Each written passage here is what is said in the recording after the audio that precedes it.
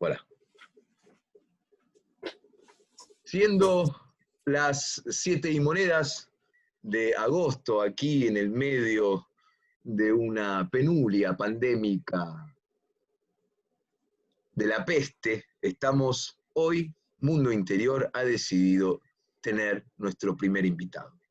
El señor Miguel Ángel Loréfice es un titiritero de la Escuela de Ariel Bufano, es un gran referente en ese campo, es docente de la Universidad Nacional de San Martín, en el Instituto de Artes, del cual ha sido decano.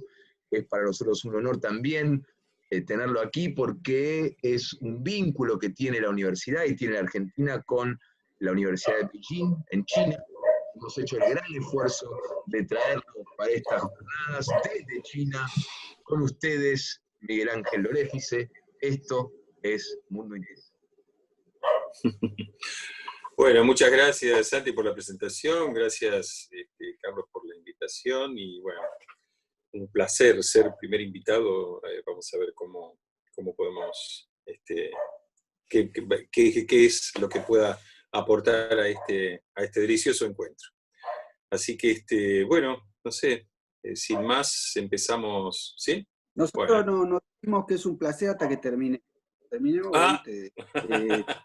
Ahí se define. En principio hay como una esperanza, pero bueno. Che, claro, vamos a ver. Saludalo al griego, pobre, nadie lo saludó. Maxi. Ay, ¿cómo estás? O nuestro superhéroe. ¿Qué camiseta te pusiste hoy? Porque mira, siempre usa una de Batman o de... No, los Caballeros del Zodíaco. ¿El Caballero del Zodíaco? ¿Cuál caballero? Ah, mirá. No, tremendo. No. Qué grande.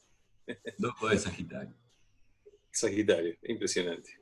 No dijiste lo más importante, y es que Miguel Ángel Loréfice es Tito para nosotros. Claro, gracias, Carlos, por la aclaración. Sí, bueno, así me dicen, ese es mi nombre de guerra, digamos. Bueno, sí, gracias, Santiago, por la presentación. Yo soy titiritero y me dedico a otras ramas del arte que confluyen en un gran universo de las artes que para mí es el teatro de títeres, que no es un arte, sino que es un lenguaje, ¿no? Y hacia ahí quiero exponer alguna idea. El otro día estaba releyendo algunas cosas, algunos diálogos de Shakespeare, justamente para hacer un trabajo con los alumnos, y Shakespeare hace mucha referencia a cuestiones teatrales dentro de sus obras, ¿no? Lo vemos en Hamlet, lo vemos en Sueño de una noche de verano, lo vemos en Macbeth, lo vemos en Las alegres comadres de Windsor, y justamente uniendo una sensación muy desagradable que me había quedado después de ver un poco la televisión, una marcha que se había realizado en esta semana. Justo leí una frase que me impactó mucho, de Macbeth, que dice: estoy saciado de espanto, ¿no? Me pareció como muy hermosa y terrible frase, ¿no? Y continuando con lo que decía Shakespeare, decía: estoy saciado de espanto. Bueno, decía Shakespeare, como lo pone Shakespeare como a Macbeth, como el titiritero mayor de la trama que arma en su castillo, ¿no? Dice Macbeth: cada quien deberá habitar nuevos cuerpos, deberá convertirse en otros. De una manera singular, Shakespeare relata lo que podría ser lo propio del artista, y en particular de aquel en quien se da este juego de mutaciones y transformaciones intrínsecas, precisamente del teatro de títeres. El ámbito en donde este devenir, esta metamorfosis es posible, es la escena, y en ella como representación. Precisamente representar es hacer presente mediante presencias. La presencia remite a una existencia imaginada. En el teatro de actores se trata de la presencia del personaje en el cuerpo presente del actor. En el teatro de títeres, que podríamos llamar clásico, esa presencia es la de un objeto material que expresa al personaje, en cuyo caso el títere aparece y no necesita presentación. No hay duda sobre lo que es. En el teatro de títeres contemporáneo se suma una tercera posición, la de la relación y tensión entre el objeto y el titiritero que lo anima, lo que está entre ambos cuerpos, formando el universo dramático que los contiene. Y esa materia que suponíamos inerte, la sentimos latente, respira, de alguna manera vive. El títere asombra en su aparición de la misma manera que no nos damos cuenta que estamos viviendo cuando estamos viviendo. Su presencia es una apariencia en el doble sentido de la palabra. Esencialmente, el arte titiritero trata de la creación de mundos imaginarios habitados por seres inventados, o, en el caso de estas obras de Shakespeare, inventados por estos otros personajes que ocupan ese rol, ¿no?, de manejante de los hilos. Me estoy refiriendo a Macbeth, me estoy refiriendo a Fray Lorenzo, ¿no?, con todo lo que urde entre Romeo y Julieta y demás. El titiritero, al dar vida a su nueva criatura, también crea el universo que la contiene con leyes que le son propias y distintas del universo humano. El intérprete titiritero se expresa con objetos y formas, sintetizando y modificando a la realidad en una instancia superadora en términos de capacidad de ilusión. En este punto podríamos vincular la interpretación con el uso de la corporalidad en la danza. A priori, la danza no supone una actuación, sino una comprensión del cuerpo apreciado en su condición objetual. En la danza, el cuerpo está objetualizado, transformado por su voluntad dinámica. Son cuerpos devenidos en objetos por la belleza plástica de las formas que consiguen al modificar el espacio. Imaginar la representación de una acción no es reproducir movimientos en la forma animada, transfiriéndolos del propio cuerpo, sino más bien definir un principio de ordenamiento de signos y símbolos que impliquen una transformación metafórica, una sublimación, un pasaje de estados. Esta transformación tiene una particularidad, tal como nos recuerda Aristóteles: la tragedia no imita a los hombres, sino a una acción y a una vida. Y acá entramos en otro terreno que era el que quería plantear y que me parece que podemos traspolarlo a otras áreas de las cuestiones humanas, y que tiene que ver con la manipulación e interpretación como dos conceptos distintos. En el arte de los títeres, esa representación de la que hablaba es llevada a cabo por actores titiriteros. Un titiritero es un intérprete dramático que tiene los pies, un pie dentro del teatro, por algo es teatro de títeres, y un pie dentro de la plástica, porque se vale de otras cuestiones plásticas como para expresarse, ¿no? Por esto quiero señalar la diferencia entre actores titiriteros o actores manipuladores, que es bien distinto, ¿no? Y quiero distinguir este punto entre manipulación o interpretación. Interpretación desde el punto de vista de la animación, ¿verdad? A partir de ella, de esta diferencia, puede surgir el criterio de la enseñanza en las artes del teatro de títeres o de la apreciación como espectadores de cuando uno está viendo a un actor con un objeto que es prácticamente un instrumento de utilería a utilizar, o cuando es un actor que se proyecta y proyecta su alma dentro de ese objeto. Le da vida, lo anima, y se transforma en un partener de ese objeto. Es decir, quien le da generosamente este corazón y este alma a ese objeto y pasa a ser como un partener de él. Este fenómeno es el que yo quisiera luego abordar y comparar con lo que sucede cuando uno expone algún tema en particular. La diferencia entre hablemos de cuestiones, por ejemplo, docentes, ¿no? La diferencia entre alguien que se transforma en un showman de la clase, de lo que hace, o que hace prevalecer aquello de lo cual, el objeto en cuestión, ¿no?, de lo cual está intentando transferir. La manipulación del objeto debe investigar puntos claves para que esa materia tenga vida, independientemente de quién lo maneja, pero que a la vez sea verosímil. No se trata de emular gestos humanos o buscar el realismo en el títere. Se trata más bien de utilizar sus características dinámicas, observando y respetando su modo de respirar, de latir, de olfatear, de mirar, de comunicar, advertir su lenguaje, para lo cual habrá que desarrollar técnicas y métodos, entender procesos y contar con las herramientas necesarias adquiridas a través de un entrenamiento correcto. Pero debe quedar claro que una cosa es saber cómo manipular un objeto en función dramática y otra muy distinta, interpretar a través de ese objeto, materializando a partir de allí el fenómeno títere. Le doy al títere, en cuanto al contacto físico, una calidad objetual similar al de un instrumento musical. Se manipula una herramienta. Uno manipula un martillo, una pinza, una cuchara, un crique, pero no se manipula un oboe, o un piano, o una guitarra. El intérprete se expresa a través de él. De igual modo, el intérprete titiritero, el actor titiritero, se expresa a través de eso, animando esa forma.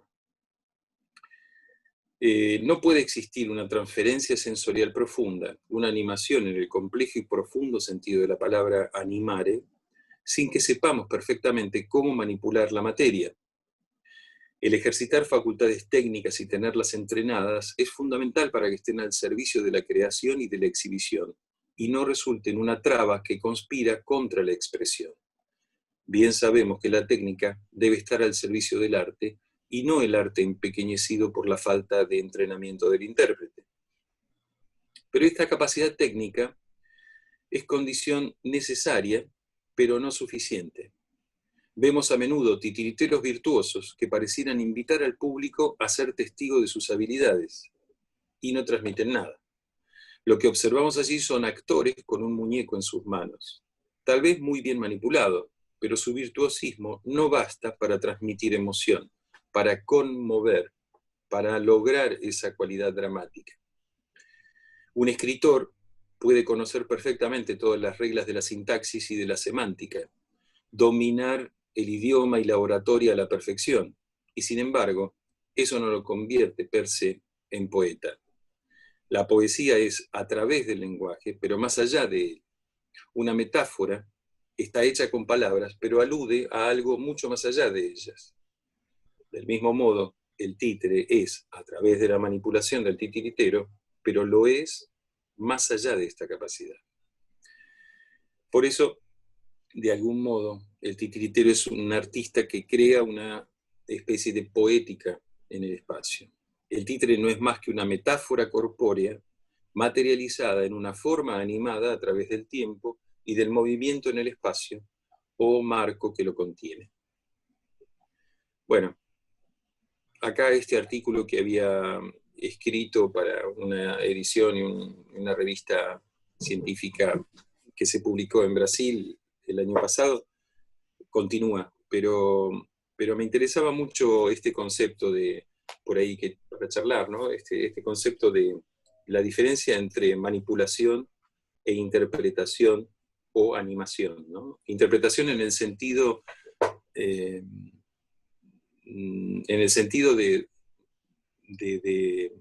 poner una subjetividad y fijar una posición respecto de aquello de lo que se cuenta, ¿no? Maravilloso. Creo que Perdón. esto, no, por favor, y creo que esto es algo que uno puede transferirlo, este fenómeno, a muchas otras situaciones, ¿no? de la vida y de las profesiones y tal. Entiendo. Maravilloso. Lamentablemente tenemos que hacer un pequeño corte por una cuestión burocrática del medio en el cual estamos dialogando. Así que voy a hacer un pequeño corte.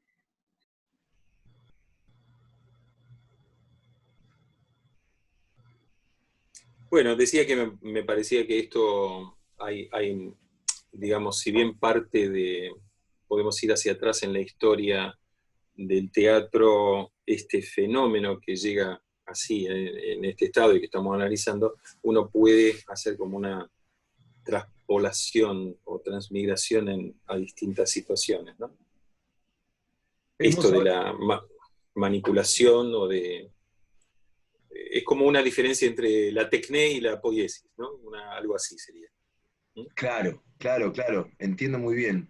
Hemos nosotros en varias oportunidades aquí en Mundo Interior intentado pensar la coyuntura a partir de distintos lugares anímicos, llamémoslo, porque creo que de alguna manera eso es lo que está en juego aquí. Una disposición afectiva particular, que sería en este caso la del arte o la de la creación artística.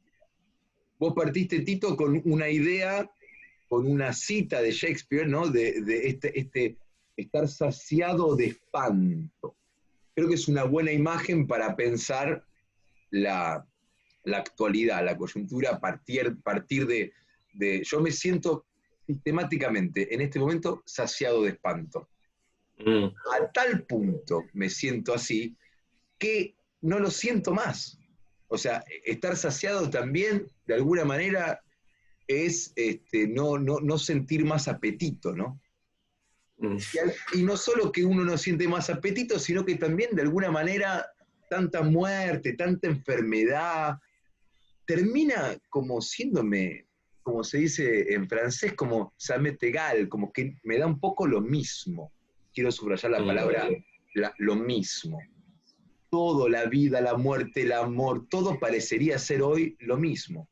Y nada tiene, digamos, el rango de acontecimiento. Pienso en este saciado de espanto y me interesa profundamente, digamos, esta propuesta de pensar al artista como un lugar de transformación. Si entiendo bien, la propuesta un poco de tu escrito es pensar al artista o al arte como un momento de transformación. Y según lo estuve viendo, está la transformación del artista, de alguna manera hay una especie de alter ego que aparece, que vos llamaste criatura, aparece también un environnement, o sea, un ambiente, que sería la escena. La escena es el lugar de representación de las presencias, es decir, que el artista en la escena se transforma, reproduce y engendra la criatura. Esa criatura es una ilusión animada, ¿no? Yo lo que quería digamos, aportar a tu reflexión es la palabra con la cual más me quedé, que para mí reúne todo esto que estuviste diciendo, que es la parte de conmover, que entiendo es lo que distingue la poiesis, o sea, la tecné de la poiesis, ¿no? Ese no solo es suficiente, no es condición, es suficiente pero no necesaria, perdón, es necesaria pero no suficiente para conmover, manipular el títere, la criatura. La pregunta es, desde este lugar del conmover, desde esta escena que representa a una criatura que que se anima, digamos, que es una ilusión animada, ¿cómo puede leer la situación del capitalismo cibernético? Es decir, ¿cómo lee la actualidad de la representación de lo que vivimos en este momento mismo, digamos, de estar frente a una pantalla, nosotros cuatro reunidos, una actualización anímica de la criatura o la criatura artística, en este caso del títere? ¿Qué nos puede enseñar en esta coyuntura un titiritero? Me parece que no hay diferencia. Me parece que el títere es un espejo, ¿no? Es una parte de uno mismo, es una proyección de lo que uno hace. Yo me refiero al títere no como objeto, sino como lenguaje, como fenómeno. De modo tal de que o sea, sí, podemos tomar títere, uno agarra qué sé, un objeto y manipularlo y darle vida. Esto sí es un objeto llamado títere. Pero, bueno, no, este es un mouse, pero quiero decir, yo lo puedo convertir en títere, ¿no? Pero digo, llamo títere a cualquier creación que uno pueda llegar a producir, con desde estas dos puntos de vista, desde un punto de lo que sería la manipulación, o desde un punto de lo que sería la animación, ¿sí? Es decir, yo llamo títere al fenómeno que uno puede dar dentro de un aula de clase, ¿no? Dando clase. Digo, si se provoca, si se produce ese nexo vivo con aquel destinatario al cual uno apunta, me parece que algo sucede, ¿no? Se provoca una magia y se provoca algo interesante que conmueve, ¿no? Es decir, que mueve en conjunto, ¿no? Nos movemos en conjunto. Ese fenómeno me parece que para lo que nos sirve es como para, si estamos con las antenas abiertas y bien atentos, como sería deseable estar en la vida, bueno, a nosotros nos va a servir como un espejo de aquello que creamos. Aquello que creamos es un espejo de lo que somos, ¿no? Por lo tanto, ante una situación como la que vos llamás del capitalismo cibernético, donde la multimedia está tan invadiéndonos constantemente de un modo tan abrumador, donde da lo mismo cuando uno entra a Facebook o a cualquiera de estas plataformas, da lo mismo que un hombre llegue a Marte o a Júpiter, que otro resulta que se siente triste porque le dolió el pie, digamos, ¿no? Tienen como el mismo valor todo es lo mismo, ¿no? Todo tiene la misma entidad. Entonces, esto lo creó el hombre. O sea, podríamos decir que es una imagen, ¿no? de una semejanza de lo que el hombre mismo creó. Por lo tanto, sería un fenómeno titiritesco esto, ¿no? Es decir, lo manipula el hombre, lo crea el hombre, ¿no? Digamos, hay lo veo como un espejo. Desde ese punto de vista podría servir, quiero decir, ¿no? Lo Respondiendo a entiendo, lo que preguntas. pero en la distinción de poiesis y tecné, esta creación conmueve, nos movemos conjuntamente. Cuando me refiero a esta creación me refiero a la pantalla en general. No lo ¿Hay sé. algo que se puede Creo que hacer? por momentos, me parece que por momentos sí, por momentos nos queda lejano, ¿no? Nos queda frío, frívolo, por momentos, es decir, uno tendría que poder, no sé qué pasará dentro de 5 años si continuamos con el uso de la pantalla, no sé si 5 años o dentro de un periodo de tiempo, ¿no? Porque ni bien empezamos a utilizar la pantalla, era peor que ahora. Ahora uno empieza como a acomodarse como una piedra en el zapato, ¿no?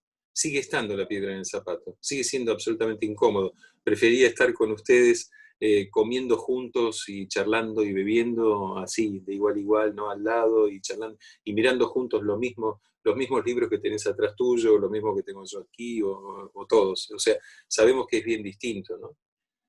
Por lo tanto, no sé si también no hay una variable de tiempo de acostumbramiento ante esto, ¿no? Que decís.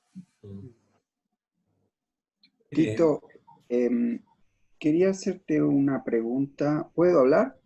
Ahí está el distribuidor de la palabra. Sí. Yo tengo una duda, con Maxi tenemos una sospecha, Dígame. y es que Santiago ahorra en criptomoneda, porque está tan preocupado por el capitalismo cibernético, que para nosotros él ahorra en criptomoneda. Nosotros no llegamos ni al peso y el tipo ahorra en criptomoneda. Ya está en criptomonedas, mira. Buscando ventajas. Pensamos que la crítica es una todo, apología. todo Es una lleva, apología. todo lleva al capitalismo cibernético. Cibernética. Y es la única botella que aprobó, digamos, del plan de estudio. No, yo quería hablar sobre los mundos imaginarios que vos dices, Sí. ¿no? Es decir, que ese juego de apariencias, también esa idea de hacer presente con diversas presencias, dijiste, por diversas presencias, que es también lo que estamos viviendo nosotros ahora. Esto es una forma de estar presente, ¿no? No es lo mismo solo el audio que poder ver, ¿no? Sí. Bueno, la idea de mundos imaginarios, yo tengo dos preguntas para hacerte o para que conversemos un poco, porque me inquieta. La primera, para ser breves, la primera es, ¿cuánto de mundo imaginario necesitamos para vivir en el mundo real? Y segundo es, ¿qué te parece que es lo específico del mundo imaginario que abre el títere o el objeto que cobra vida? Vos sabés bien que tengo una fascinación por los títeres, no sé por qué, y efectivamente en el espectáculo de títeres o en el espectáculo de teatro de objetos, imágenes, luces, sombras, como no sé bien cómo decirlo, se abre digamos, una dimensión de esos mundos imaginarios que es como muy distinta, tiene una fascinación diferente, ¿no? No sé qué se te ocurre comentar al respecto, ¿no? ¿Cuánto de mundo imaginario necesitamos para vivir en la realidad, para ser realistas, digamos, para tener los pies en la tierra? ¿Y cuál te parece que puede ser eso específico, si es que se puede conceptualizar, ¿no? Hay cuantas cosas que no podemos llevar a concepto, pero nada más. Me parece, sí, está fantástica eso que decís, ¿no? ¿Cuánto del mundo imaginario es necesario para que nos permita vivir en el mundo real, ¿no? Estaba pensando en por ahí personas, hasta la persona, no sé si está bien lo que voy a decir en el sentido de conceptual, pero digo, hasta el ser humano más elemental, eh, con menos formación intelectual, necesita de ese mundo imaginario, ¿no? Necesita de lo abstracto, necesita de lo espiritual, ¿no? De alguna manera, de aquello que no se palpa, de aquello que es real porque existe, pero existe dentro de uno, ¿no? No es palpable. Yo creo que no podríamos vivir sin ese mundo imaginario. Creo que aquel al que se le seca el mundo imaginario se secó en vida. Me parece que no. O sea, me parece que es una condición que es imposible de separar. Por lo tanto, lo que haga uno con ese mundo imaginario, entonces, tendrá que ver con otra postura de esa persona ante la vida. Puede ser alguien que le dé una forma como si ese mundo imaginario pueda transformarse en una escultura, o pueda transformarse en una poesía, o pueda transformarse en una danza, o en una coreografía, o en un títere, es decir, en una obra, pueda transformarse en una obra, ¿no? Pero Hay esto una para cuestión, los... hay una cuestión que tiene que ver con nuestra infancia, o con toda infancia, digamos. El Sí, juego en la infancia, justamente al niño y a nosotros, nos ha introducido en el mundo real. claro, claro. Y si hemos necesitado de ese juego, de ese mundo imaginario que creábamos con los juguetes que teníamos, eh, Para y eso conocer el mundo. para conocer el mundo, para despertar para ejercitar la libertad, Ujú. y construirla, digo. De modo que ese mundo imaginario es esencial para poder habitar el mundo, ¿no? Eso me Sí, parece a sí, mí. Si sí, sí, no, sí, sí. también Sí. para poder animar el mundo, ¿no? En el sentido Mm. de abrir un futuro vital, ¿no? Pero que Claro, y para encontrar distintas soluciones, ¿no? Jugando. Digamos, lo que nos permite el juego de niños es justamente probar distintas soluciones sin que duela. Uno puede morirse 20 veces en jugando, qué sé yo, jugando con chicos, ¿no? Es decir, y probar distintas situaciones imaginando, dejando volar la imaginación, es decir, poniendo una imagen y poniéndole credibilidad a esa imagen de modo tal de que el mundo podría llegar a ser de tal o cual manera, ¿no? Entonces es un modo de ver la vida, en realidad. Es un modo que, bueno, uno como artista intenta aportar su visión de belleza y mostrar esa visión de belleza, ¿no? Y en definitiva es eso para lo que nos sirve el arte, como para mostrar y para aprender de él, ¿no? De esa fotografía de este mundo que se nos muestra. Sí, me parece que es parte de, es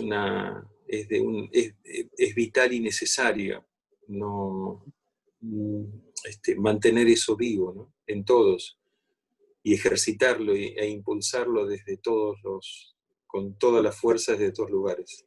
Uno podría decir que el mundo imaginario, te pregunto, que en ese juego de la imaginación, el mundo no es como un escenario gigante. Sí, total. Que uno le da vida a todo de otra forma, ¿no? Donde todo Sí. cobra vida, se anima de otra forma. Sí, y incluso no solo eso, sino que el hecho de tener un norte, ¿no? Hace que uno, bueno, lo que decía Galeano con lo de las utopías, ¿no? El hecho de saber que por más que no se pueda cumplir, pero que uno va en esa dirección, eso lo provoca ese mundo imaginario, ¿no? Y ese mundo imaginario, el escenario es como como tomar un recorte del universo, ¿no? Y dentro de ese recorte, dentro de esa caja, crear un universo particular. Por esto es tan fascinante, ¿no? Poder proyectar allí lo que fuera, ¿no? Lo que fuera que uno quiere, que uno necesita expresar, ¿no? Yo quería hacer dos preguntas. Una vinculada con lo que estaba preguntando Carlos acerca del mundo imaginario y pensar que si ese mundo imaginario no es, radicalizando más la pregunta, si no es necesario para que haya mundo. A ver, si no existiera ese mundo imaginario, ese mundo forjado por el arte, yo creo que no habría mundo. A ver, con esto sí, habría materia, habría algo, pero mundo propiamente dicho, ¿no? El mundo en tanto... El mundo implica siempre una interpretación del mundo, ¿no? Claro, ¿sí? habría materia, pero no habría alma, digamos, ¿no? Claro, ¿no? Algo así. El mundo es una interpretación del mundo, en ese sentido es fundamental, y al mismo, pero no nada más que interpreta el mundo, sino que nos interpreta a nosotros, el espectador es Interpelado. interpretado por la obra. Y yo diría interpretado, ¿no? Ese mundo develado por el arte es un mundo que hace, digo, se da un doble juego, me parece, no sé qué pensás, ¿no? Que interpreta nuestro mundo. El mundo surgido de la obra de arte puede surgir como una interpretación del mundo, pero al mismo tiempo interpreta a este mundo. Sí, también cabe la posibilidad o sea, interpreta, pero cabe la posibilidad de que no te interprete, porque hay artistas con los cuales uno no se siente identificado. Es decir, muchas veces sucede que uno ve obras donde no lo conmueven a uno, ¿no? Es decir, muchas cosas que uno lee son conmovedoras y nos mueven más o menos o nos provocan un movimiento de líquidos y de espíritu dentro, solamente por el hecho de leerlo. Pero hay otras cosas que uno lee que por ahí también están escritas desde un punto de vista muy, muy puro, muy genuino por parte del poeta, y tal vez no conmueve, es decir, tal vez no trata, por más que trate de interpretar, tal vez no lo logra conmigo, tal vez sí lo logra con vos, pero, ¿no? Digo, en ese juego me parece que ahí empieza a calar el tema de la subjetividad, ¿no? De que si bien hay un mundo imaginario del cual todos somos parte y necesitamos de ese mundo imaginario, porque sin ese mundo imaginario no podríamos vivir, es decir, no existiría la realidad, o existiría una realidad hueca, de alguna manera. Si bien esto es así, también hay como una subjetividad amplísima, ¿no? Respecto de aquello que lee cada uno en ese mundo imaginario, ¿no? Me parece. Y después quería hacerte una pregunta también asociando a esta frase de Shakespeare, pero y la pregunta es más bien apunta a vos como artista, una cuestión particular, ¿no? Decís, en Macbeth aparece esta frase, estoy saciado de espanto. La pregunta es la siguiente, lo que vos en lo particular, porque no sé si se puede universalizar, ¿no? La pregunta o la respuesta, es lo que movilizaría la creación artística, a la vida, en este habitar el arte, lo ve más por el lado de estar saciado de espanto, es como estar frente a lo terrible, un momento negativo que el arte vendría a superar, o podría ser un puente para superar eso, o quizás hacia experiencia. La pregunta es, ¿resulta más enriquecedor y más movilizante para la vida en arte aquello espantoso o aquello quizás, no sé, la experiencia de lo bello, la experiencia Yo creo de que, orden más, no sé, mira, las positivas, no me gusta la palabra, pero no sé si se entiende la claro, pregunta. sí, sí, se entiende. De todos modos, yo creo que personalmente pienso que también en aquello horrendo y en aquello terrible hay cierta belleza, ¿no? Hay como una visión bella de cosas, por más que sea la muerte, ¿no? De algo. Me parece que son distintas, me parece que el concepto de belleza es como muy amplio, ¿no? Y que abarca todos los extremos de la humanidad, desde las cosas más celestiales del ser humano a las más infernales, infernos, ¿no? De allí viene, así que desde las más altas a las más bajas, digamos, ¿no? Por lo tanto, esa expresión, si bien me parece tremenda, la de estoy saciado de espanto, también me parece muy tremendamente bella, porque expresa una sensación. Recién cuando Santiago al inicio decía que estaba saciado de espanto, estaba harto de todo lo que sucede, ¿no? Como uno ya está saciado, ya no necesita más. Estar saciado significa que uno no necesita más de aquello que de algo, digamos, ¿no? En este caso, esa expresión es bella, yo digo, para mí es bella porque me conmueve, es decir, da en la tecla justo con un sentimiento que yo estaba teniendo en ese momento, ¿no? Por lo tanto, no creo que haya como coloraturas en esto de lo bello o lo no bello, digamos, ¿no? Me parece que lo no bello yo lo emparento más con lo no respetado, lo no trabajado suficientemente, con lo no estricto desde el punto de vista, digo, uno como artista, si hay algo que, desde el 80, digamos, ¿no? O sea, desde algo que no, sin contundencia, sin peso específico. Eso sería algo no bello, ¿no? Para mí, pero... ¿Qué le agrega, Tito, el títere al mundo imaginario? Estaban ustedes hablando de Shakespeare. Yo vi una obra Sí. tuya, San Martín, de Romeo y Julieta, que existe dirigiste hicieron con Calles de Luz y Títere de Guante, ¿no? Sí, sí, sí, sí, sí. Para mí fue una experiencia fascinante, conmovedora, que no podría explicar por qué, en el sentido que, bueno, Romeo y Julieta, como todo el teatro de Shakespeare, es un teatro para actores, sin embargo, fue una experiencia, uno ha visto obras de Shakespeare, digamos, en teatro, ha sido una experiencia muy distinta, muy. ¿Qué te llevó a hacerla en títeres? ¿Qué le agregó eso? ¿Qué mundo imaginario abre el títere? Porque eso para mí es una de las fascinaciones del títere. El títere, no sabría explicarlo cómo, pero el títere abre otro mundo imaginario distinto al del teatro De actores. actores, digamos. No sé si es porque eso nos retrotrae a algo muy profundo nuestro de nuestra infancia, no por el títere en la infancia, sino por el juego, ¿no? No Claro. lo sé.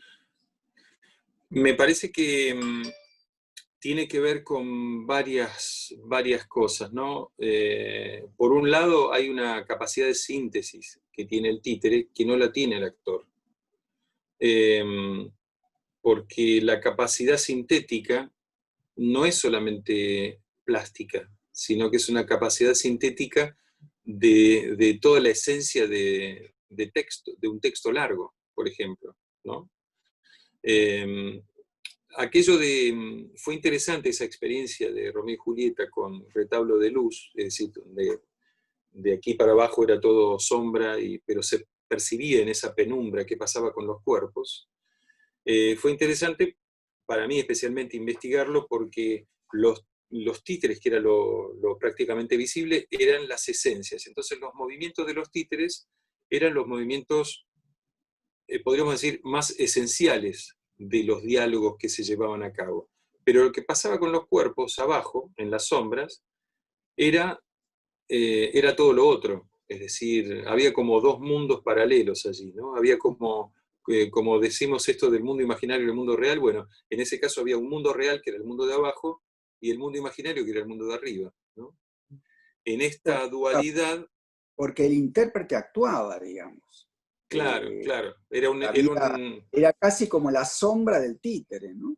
Sí. Exacto, era un desafío para los intérpretes hacerlo justamente porque tenían que disociarse, ¿no? Tenían que haber una disociación clara. Ahí en el medio era difícil de lograrlo, pero fue muy interesante la experiencia, ¿no? Porque todos salieron, todos los que atravesamos esa producción, a todos nos modificó algo, eso, ¿no? Con lo cual...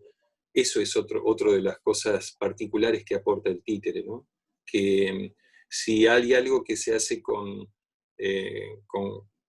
digamos, con contundencia y uno pone todo el alma en eso, algo sucede, no terminás, es como una experiencia cada obra. Yo he visto muchas obras tuyas y una cosa que por momento me da rabia y por otro lado me asombra, que siempre explorás nuevos recursos. Y uno ve que cada recurso es un hallazgo y ¿por qué no lo repite, no? Si yo no te vi más hacer otra obra con Calles de Luces. No te vi más cuando hiciste el de máscaras, otra con máscaras. Cuando hiciste el de... sobre el texto de John Coetzee, Foe, que lo hiciste un montón de... tampoco te vi hacerlo más. ¿Cómo es eso? Digo, ¿no parás de crearte mundo imaginarios o cómo es? Y bueno, está lindo. Sí. Siempre está me da lindo, rabia, ¿no? uno quisiera ver no me gusta la palabra técnica, digamos, Sistema. Ese sistema me gustaría verlo con otra vez y no, siempre nos acercás con otra. Bueno, decía algún poeta por ahí, ¿no? Decía que el ser humano, decía que contengo multitudes, ¿no? Por cada uno de nosotros. Entonces, no sé, me parece que está bueno explorar y que de cada experiencia queden más ganas de continuarla, ¿no? Para poder así uno se queda con las ganas de continuar, pero también está bueno explorar otras cosas, ¿no? Otras áreas. Por eso me parece que en el arte del títere, si uno lo vive así, con este sentido más amplio, que no es exclusivamente una sola cosa pequeñita, digamos, me parece que se abre mucho el campo, ¿no? Y por esto me parece bien, hablando de terminología, digo, la palabra títere, me parece mucho más apropiada como lo llaman en Brasil, ¿no? Que últimamente lo llaman teatro de formas animadas, ¿no? Porque eso engloba toda forma que se pueda animar, ya sea una sombra, títere de sombra, o títere de luz, o títere de algún objeto, o guiñol, o lo que fuera, ¿no? Pero Yo creo que bueno, ahí hay para hacer justicia y no ganarme un enemigo más, ahí hay un vínculo con lo que decía Santiago Otro. del capitalismo, cibernético. digo, más allá de ese. Yo digo, hay lo que quiere vivir, que es convertir a todo en objeto, y hay un modo de vivir que es dar vida a todo el resto. El títere de alguna forma da ejemplo de eso, digamos, cómo se puede insuflar vida a cualquier forma, digamos. Hay como dos modos de vivir. Hay un modo de vivir que es usar a todo, incluso a los seres humanos, como objetos manipulables, o transitar por el mundo dando vida, ¿no? Es decir, vivificando Sí. los objetos, las experiencias, ¿no? Sí, sí.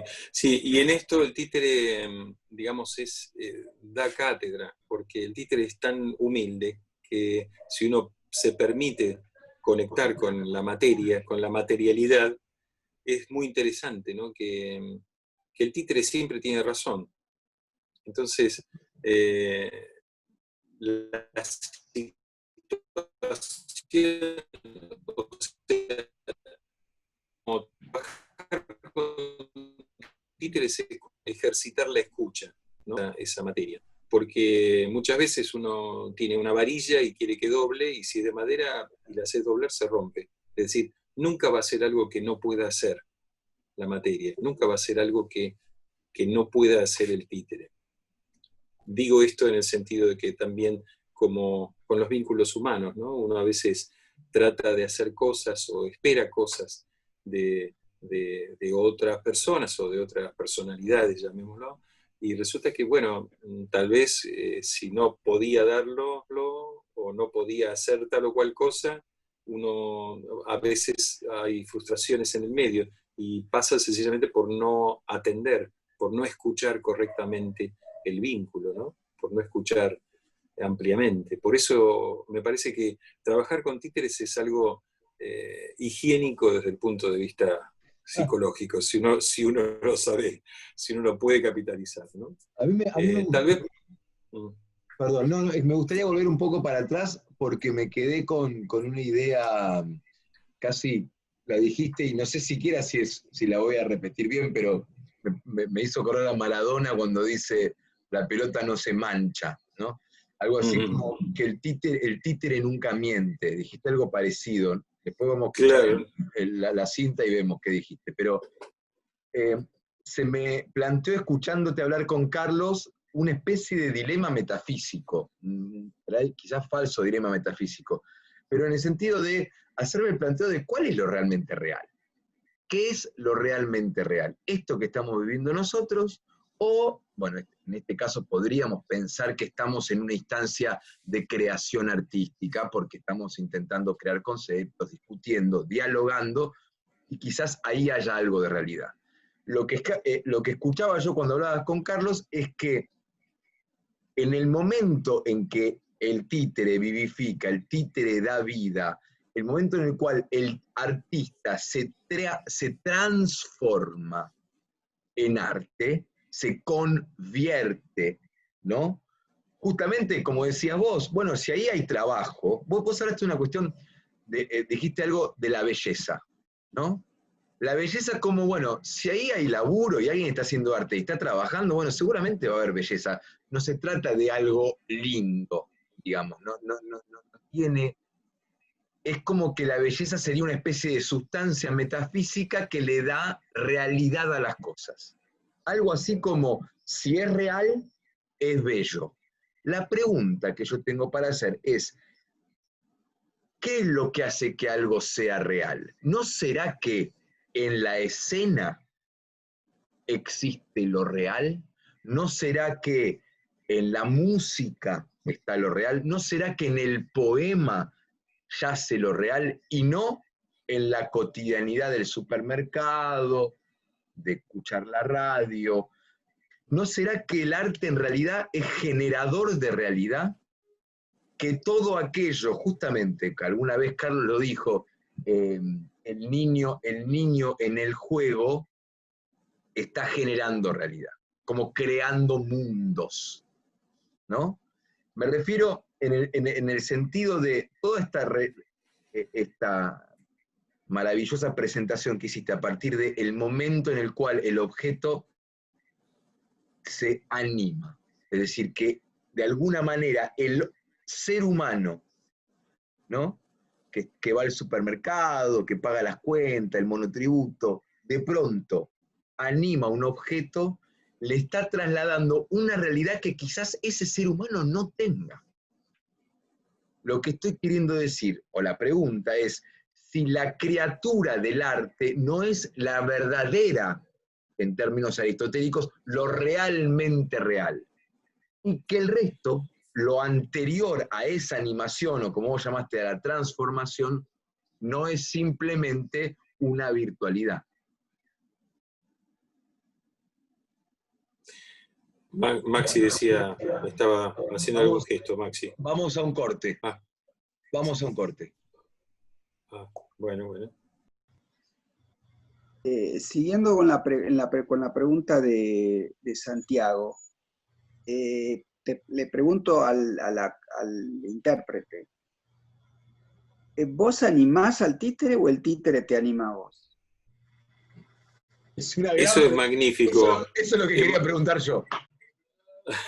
Claro. ¿Viste? Capacidades, Santiago. No sé si te acordás de un sketch que hacían no sé qué programa cómico cuando éramos chicos, con Olmedo, era Olmedo y el patrón del albañil, y entonces el italiano al patrón le explicaba que no sé qué, y Olmedo hacía del Cabecita Negra, ¿no? Y entonces finalmente el tipo no entendía nada, y Olmedo le dice, tenés que cambiar el cuerito, ¿viste?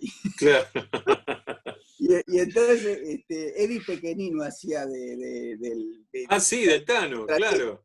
Contratista, e questo Cabecita Negra non entienden, complicano tutto. Sí. Bueno, yo acá soy el que complica todo. Yo soy. Vos lo resumís. Vos sos de la síntesis. Cabecita Negra que sí. Ahí está. La verdad es que es una cosa mágica que sucede, maravillosa. Bueno, por empezar, esto que en referencia a lo que decía Santiago, en realidad la capacidad es, lo que hace el títere es corporizar la metáfora. Eso es lo que hace. O sea, es la corporización de ese mundo irreal, de ese mundo imaginario. Ahora, cuando se logra esto, si uno pone todo allí y hace una transferencia con ese títere, y ese títere empieza a cobrar vida, pasan cosas realmente increíbles, porque el títere empieza a hablarte. Esto que digo es muy curioso, ¿no? Porque cuando la obra de arte empieza a hablarle a uno, la verdad que es como una sensación de saciedad interesante, ¿no? Como volviendo a la palabra que ya utilizamos por Shakespeare. Una saciedad que no es de espanto, es una saciedad de plenitud total. es como cuando uno da en la tecla con algo y es eso, y no es otra cosa más que esa la palabra exacta que uno estaba buscando, ¿no? Hay algo mágico allí, hay algo que es como una sensación, no hay palabras para definir eso, porque hay un momento en el cual, incluso lo que sucede con los ojos, ¿no? Uno empieza a mirar a través de los ojos del títere.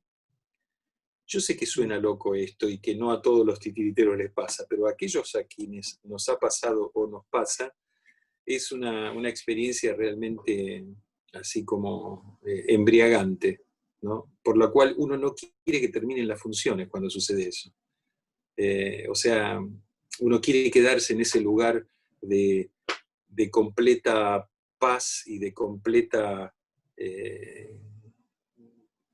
plenitud, sin importar el personaje que uno esté haciendo, sin importar si es, por ponerle categorías, el bueno o el malo de la obra.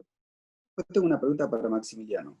Una pregunta, Tito. Ese momento como de plenitud, cuando vos podés mirar con los ojos de la forma, ¿tiene que ver con cierto abandono de uno mismo? Total, sí. Más que abandono, no es que uno se abandone, sino que es como si uno pudiera transmigrar en ese otro cuerpo. Entonces, todas las reglas de la ley de las leyes de gravedad pasan a ser las que le ocurren a ese cuerpo distinto de uno. Es una situación muy, muy loca lo que sucede, ¿no? Pero la verdad es que es maravilloso y es muy, muy impactante. Yo hace muchos años hice una investigación en el CEMIC, en el Centro de Atención Psiquiátrica del CEMIC, donde en el hospital de día, que está ahí en Coronel Díaz y Las Heras, hacíamos experiencias con un psiquiatra, ¿no? Y logramos darle forma a un ejercicio que bueno, de paso me da un poquito de orgullo decirlo porque le han puesto mi nombre a ese ejercicio y lo siguen haciendo allí, por el cual, después de la creación con telas, con bocha de telgopor, con distintos materiales, con papel, después de la creación y de una transferencia hacia ese objeto que uno creó en grupo, ¿no? Siempre se hace en grupo y mediante un proceso muy lento que toma unas tres encuentros muy, muy profundos, donde a partir de entregar el cuerpo a la situación y de entender que uno está contenido por ese espacio y por la gente que lo está rodeando, puede transferirle a ese objeto esa especie de sentido de respiración y demás, y puede empezar ese objeto, empezar a mirar a su alrededor y ver las cosas y sentir el olor a las cosas, siendo el objeto el que responde a esos estímulos, y empieza a observarse a sí mismo desde la pierna, desde el pie, y empieza a seguir por el cuerpo, y empieza más arriba, y empieza a percibir que hay otra persona que lo está animando. Cuando esa bocha con ojos, o esa pelota, o esa tela, o ese objeto, se enfrenta y lo mira a uno a los ojos, ¿se entiende lo que digo? ¿No? Cuando uno se siente mirado por aquello que creó, y uno está mirando a los ojos a aquello que creó. Es decir, eso produce un shock que es muy, muy iluminador, muy, ¿cómo decirlo? Es esa la palabra, es muy, muy iluminador. Pasan dos cosas: o bien uno sale corriendo y no quiere continuar, con lo cual es un trabajo más lento, y hasta que volver a retomar el trabajo y volver a esa secuencia para poder limpiar ese asunto, o uno queda preso de aquello y no se separa nunca más de ese fenómeno, ¿no? Y esto lo digo así por experiencia con alumnos que he tenido, donde siempre hago este ejercicio y suceden estas dos posiciones, ¿no? Y que es realmente mágico, porque justamente uno condensa toda todo su sí mismo en algo. Ese algo cobra vida, y resulta que, claro, cobra vida, empieza a ver a su alrededor, empieza a ver todo el espacio, pero ve que hay otra persona en ese espacio que es uno mismo. Con lo cual, ese objeto empieza a observarlo a uno. Entonces, es este fenómeno que se produce, ¿no? Donde uno es partícipe de la obra, pero la obra lo mira a uno. Y eso es, francamente, muy recomendable. Es muy bueno. Ahí quería hacerte una pregunta con respecto a también lo que estuvo diciendo Carlos, lo que estuvo diciendo Santiago. Uno cuando Dostoyevsky, por ejemplo, cuando estaba escribiendo El idiota, hay muchos narradores que quería darle un giro, que el asesino fuera otro, y a partir de eso, sobre todo las personas que escriben, uno quizás está más cerca de la escritura, ¿no? Y el límite de la voluntad y del querer de uno, en donde uno puede tener ciertas ideas y quiere poner algo sobre el papel, y la obra exige y nos dice, no va a eso. Exactamente. En Dostoyevsky, ¿no? Diciendo, yo quiero que el asesino sea el idiota, el príncipe, pero no puede serlo. La obra exige que el asesino sea otro. Claro, pero es más allá de la voluntad de uno. Y en el tema de la manipulación, en un momento el títere te pregunto, en un momento el títere te exige que depongas tu voluntad. Sí. Te exige que le manipules de determinada manera. Por esto decía antes que el títere siempre tiene razón. Porque si podés estar atento como intérprete a esa manipulación, a esas articulaciones, a ese cuerpo que es distinto de uno, si podés estar con todos los sentidos percibiendo qué es lo que necesita, el mismo títere te pide, no, de esta manera. Por eso digo que siempre tiene razón. Por esto, desde la música, siempre, Santiago, vos que sos músico, también estás tocando algo, estás componiendo algo, y hay un acorde que te pide, que no es el lógico, tal vez, después de una secuencia, pero te lo pide allí, ¿no? Con la poesía supongo que también pasa lo mismo, Carlos, no sé cómo será, pero hay momentos donde uno trabaja buscando cuál es la palabra justa para una frase, porque hay una sola palabra la que puede ir allí, ¿no? Y es casi el poema el que le habla a uno, supongo, ¿no? No sé cómo lo ves vos, Carlos.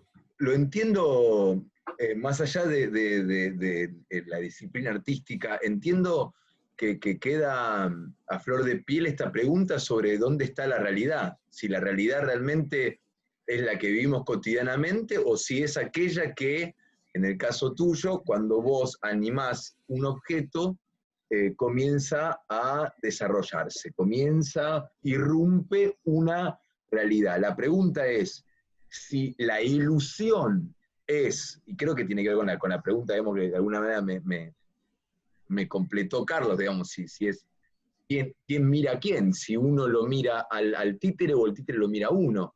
Es decir, si en el momento en el cual el objeto está inanimado no irrumpe la realidad, y es esa la realidad, y todo lo que vino antes no lo era. Y si el títere es tu profundo vos, o sea, el yo del artista, el verdadero, el sí mismo del artista, aparece en la manifestación artística y no al revés. O sea, es decir, que la ilusión no es lo que viene anterior al arte, sino que, si la ilusión no es lo que parte del arte, sino si la ilusión no es aquello que vino antes, ¿sí? Justamente por eso planteé la palabra metafísica, porque la metafísica define lo real, o debería, en todo caso, interesarse de aquello que es realmente real.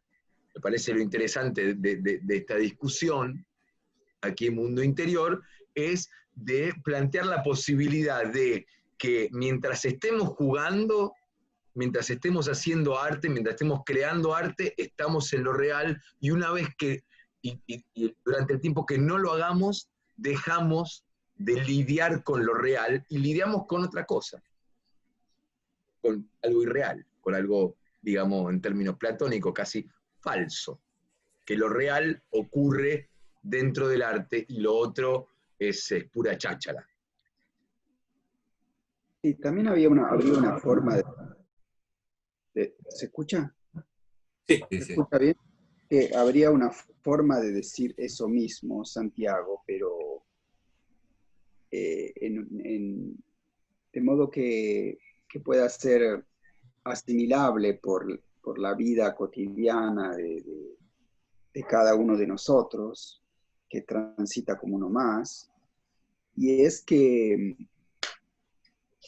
poder hacer de la propia vida una obra de arte. Nietzsche hablaba, es decir, animar lo que vivimos, así como el niño anima cualquier objeto, lo convierte en un príncipe, en una princesa, en un dragón, en Épica. ¿Perdón? En una épica. En una épica, sí.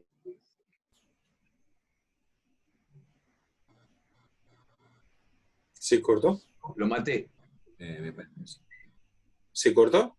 Se cortó Carlos solo. A Carlos. No jugó. Carlos, ¿estás? La virtualidad nos jugó un truco. Estaba por decir algo muy importante, me parece.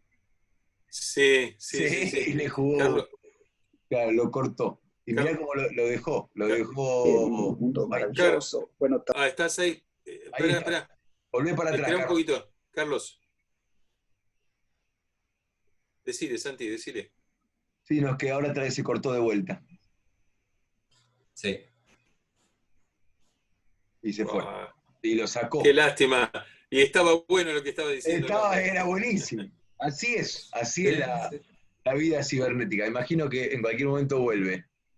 La verdad que no deja Así de... es la vida, ¿no? Cuando está por llegar lo mejor, algo pasa. Sí.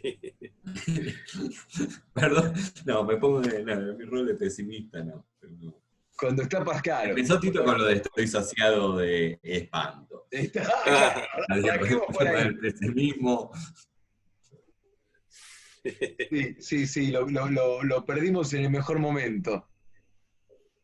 Hay algo... Me gustó mucho, Tito, cuando hablaste de eso, de que está el chanta, ¿no? El chanta como que en el fondo es el tipo que no trabaja. De alguna manera, alguna vez lo charlamos acá, como decía Louis Ferdinand Céline, el escritor francés, que hay algo en el estilo, esa palabra de estilo, que es cuando uno sangra la página. Es decir, cuando uno deja quién es uno en lo que está creando, en lo que está haciendo. Me gustó mucho. Claro. El chanta en el fondo es el tipo que no se juega en lo que está haciendo. Entonces no puede dar lugar a esa realidad. Claro, hay una cuestión con los títeres y que pasa mucho, y es que como el títere es un género de risa fácil y de aplauso fácil, justamente por la fascinación que produce esto de ver algo que no tiene vida y que de pronto tiene vida, ¿no? Entonces, uno quedarse con esa risa fácil o con esa devolución del público rápido, ¿no? Con la primera devolución del público. Claro. Entonces, te acomodás en eso y bueno, ya con eso que tenés, estás satisfecho, digamos, no necesitas más, ¿no? Entonces le das por ahí y no te ocupás de profundizar en el asunto, ¿no? ¿Le estás mandando un mensajito a Carlos? Estaba viendo, pero bueno, yo creo que podemos concluir, vista la hora, la consecuencia, el tiempo, ahí está. Ahí está Carlos. ¿Volvió? Vuelve. Podemos hacer esta última pregunta. Pero justo cuando estabas diciendo... Carlos, justo estabas en lo mejor. Estabas diciendo lo mejor y se cortó. Por una vez que decías algo importante, Carlos. Y por eso la máquina es el capitalismo cibernético que captura es algo peligroso. Peligroso. Claro. Goodbye. Sí. ¿Y de qué estaba hablando yo? No sé, pero estaba buenísimo lo que estaba sintetizando algo ahí. De comprender la propia vida como obra de arte. A eso, comprender la propia vida como obra de... Digo, para no ser tan, digamos, para expresarlo de una forma que lo podamos incorporar en nuestra vida, en la vida cotidiana, ¿no? Porque si hablamos o decimos que el arte es importante para, como que nos da esa posibilidad ¿cómo es?, de conmover, entonces se supone que produce algo en el otro, ¿no? En el espectador en este caso. Entonces, eso que, ¿cómo es? Algo que puede dejar el títere es eso que enseñarnos ejemplarmente que todo en la vida se puede animar y que finalmente animar todo en la vida quiere decir hacer de la propia vida una obra de arte, ¿no? Para uno mismo, ¿no? Claro. Todo se puede animar, hasta uno mismo se puede animar, ¿no? Para uno mismo, sí. Con esa reflexión vamos a dar por finalizado nuestro encuentro. Leeré una poesía como siempre, agradeciendo a Tito por haber venido. Es un honor tenerte entre nosotros, Miguel Ángel. No, Y gracias a ustedes. les voy a leer una poesía de Antonio de Undurraga, un chileno de 1911. Es la poesía, los chilenos al parecer han hecho mucha poesía. Se llama Previda. Sutil y triste como un ritual de golondrinas, veo el perfil de mi lejana infancia en ruinas. Sutil y triste cada recuerdo, un círculo que produce otro círculo, que es un nuevo recuerdo. El alma es como el agua que punza un cuerpo rígido, un anillo, otro anillo, otro anillo, otro anillo. Huyen de la piragua, el alma es como el agua. O la casona antigua, la amistad del naranjo, la amistad del jazmín. Fue mi infancia contigua al tórax del jardín y buena como los geranios. Mi traje fue la luz, y túneles de parras y racimos tuve en cada verano. Me penetró Jesús y siempre amé a los pájaros, algo más que a los primos. Fui feliz, y solamente triste, porque lo fue mi padre. Jamás tuvo mi vida color de niño de ciudad, pero tuvo el alma dolida, mas, sin embargo, fui feliz. Mi infancia fue el jardín mi única amistad. He impreso un cuaderno que es tal vez el más tierno para el viejo jazmín. El libro del cerezo, de ese cerezo fuerte con dedos carmesí. El libro del naranjo, que en julio construía mi goce entre sus rodillas de bronce. Dolor del tiempo caído o la casona antigua con soledad de río en su belleza ambigua. Dolor del tiempo que reviste la memoria sagrada del padre que no existe. Hoy de la casa, nada. Hoy de mi padre, nada. O el corredor inmenso con el delantal de luna, que él corría con el rojo verano, con mis pasos de niño aferrado a su mano, con mi traje de brin y alegría oportuna. O aquella casa antigua pintada de amarillo y a mi infancia contigua. O aquella casa arcaica de vastos corredores que fue lenta madera de los acreedores. Sutil y triste, como un ritual de golondrinas, veo el perfil de mi lejana infancia en ruinas. Sutil y triste. Esto fue Mundo Interior.